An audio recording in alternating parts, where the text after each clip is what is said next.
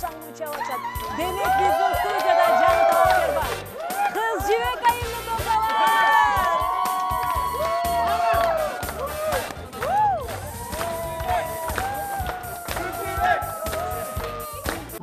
Кыз жигит мамилесинде болуп көргөн эмесмин. Бир да бала мененби? Бир да бала менен сүйлөшүп көргөн эмесмин.